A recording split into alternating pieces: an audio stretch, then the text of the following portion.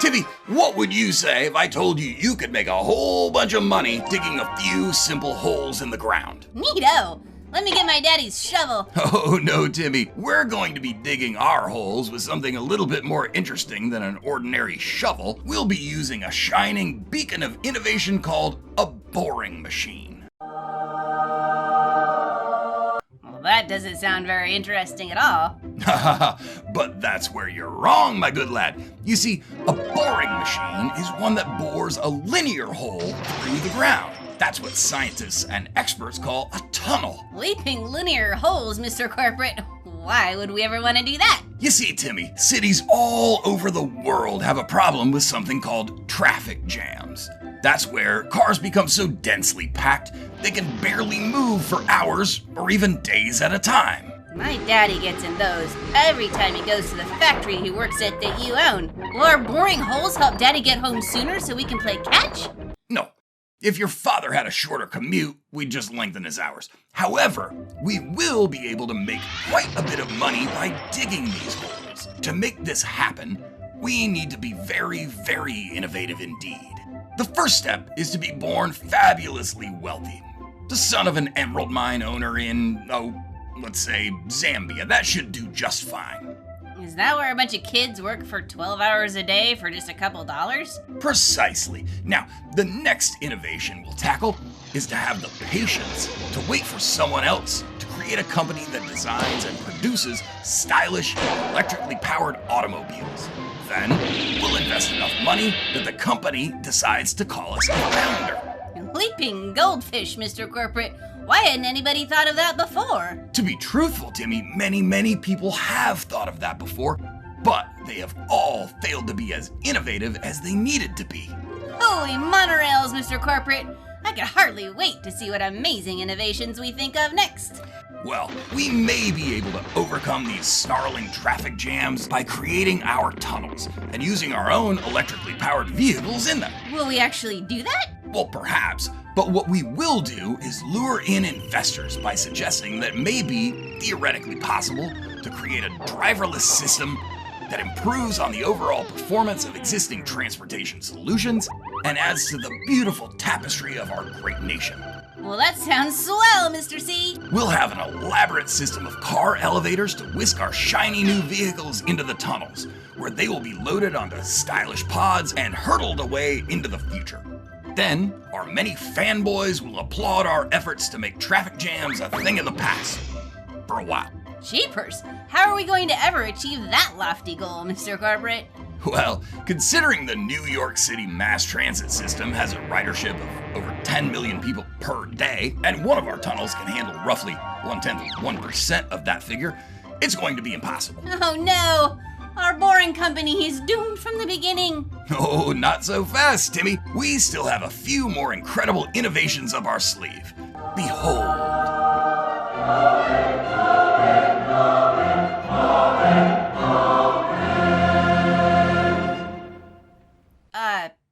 Flamethrower? Not a flamethrower. What does a flamethrower even have to do with our boring company? Nothing. But the flamethrower is not the point, Timmy. Like many good marketing tactics, it's all merely a diversion. In fact, the tunnels aren't even the point.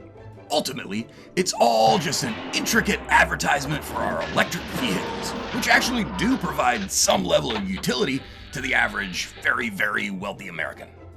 Of course, there will be a lot of obstacles that we need to overcome to turn that mirage into a reality. In fact, modern technology doesn't really allow for a smooth ride in our tunnel system, and the proposed speeds that we claim that we will be able to generate are impossible to achieve for at least the next few decades to centuries. Doomed again! Don't worry, Timmy. That won't stop investors from flocking to us like seagulls to a rotting fish. These investors must really know a good thing when they see it. Well, you might think so, Timmy. And we can give off the distinct impression that we care for the environment, when the truth of the matter is that we care about absolutely nothing at all. What if the technology doesn't work? Didn't you say it could take centuries? I don't think we have that kind of time. Well, at the end of the day, that's ultimately not my problem. I think it might be mine, though. Timmy, you're being very selfish. Innovation is our friend. You should embrace it.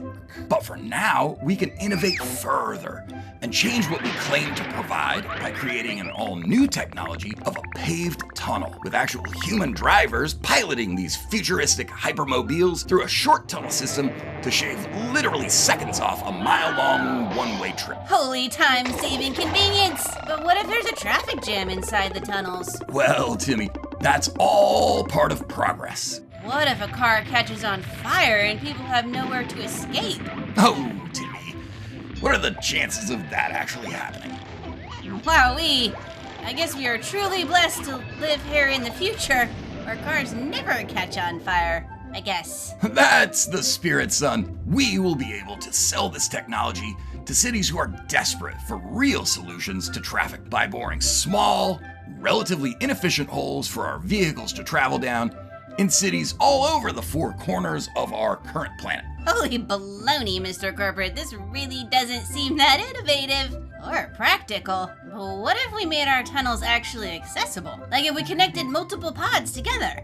Oh, Timmy. And in order to prevent tire wear, we could use steel wheels on rails instead of crummy old rubber tires. Timmy, you're referring to a train, and that's just not innovative enough. And because these amazing hyperpods are traveling on a designated route, we could use a separate rail to provide power to the future pods. Timmy, that's a train. Only children and old people care about trains. What if instead of the pod-whisking elevators, we transported our passengers to their underground rail pods using futuristic hyperstairs that move?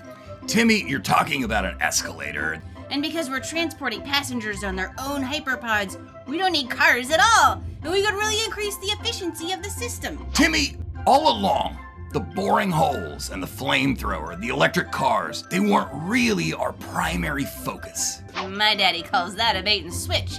He Your says, father is an idiot. What we want to do is build a rocket to blast us off into space, where we can finally build a colony on Mars. Zowee, I like rockets.